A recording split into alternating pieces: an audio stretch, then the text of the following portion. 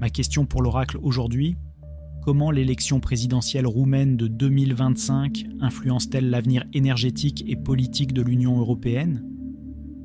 Je vais maintenant me recentrer, procéder au tirage, et on se retrouve juste après pour l'interprétation.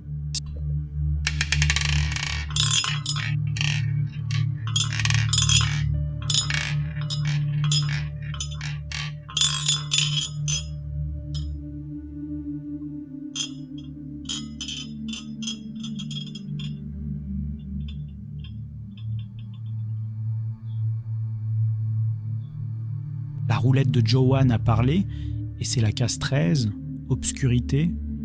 Le pictogramme nous montre un nuage sombre passant devant un quartier de lune, d'où s'échappe une chauve-souris, cette créature de la nuit, cette image du vampirisme. L'oracle nous dit: méfiez-vous des apparences séduisantes qui cachent une nature toxique. Vous savez ce qui est fascinant avec cette chauve-souris qui sort du nuage et de l'obscurité?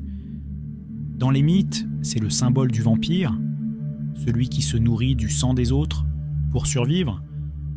Et c'était exactement ce qu'est devenue la Roumanie pour l'UE, un vampire énergétique géopolitique. Regardez les chiffres qui donnent le vertige. L'UE a déversé plus de 113 milliards d'euros d'aide à l'Ukraine depuis 2022, dont 48,7 milliards d'aides militaires. Et devinez qui tire les ficelles de cette pompe à sang? La Roumanie, c'est 5000 soldats de l'OTAN sur son sol, la plus grande base militaire européenne en construction pour 2,5 milliards d'euros, un système patriote offert à l'Ukraine, des centres de formation pour pilotes ukrainiens de F-16, que Călin Georgescu, le candidat évincé, avait une position claire: arrêter de pomper le sang ukrainien, réduire le soutien militaire à Kiev.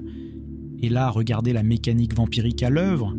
Georgescu arrive en tête au premier tour, c'est une ingérence russe, donc élection annulée.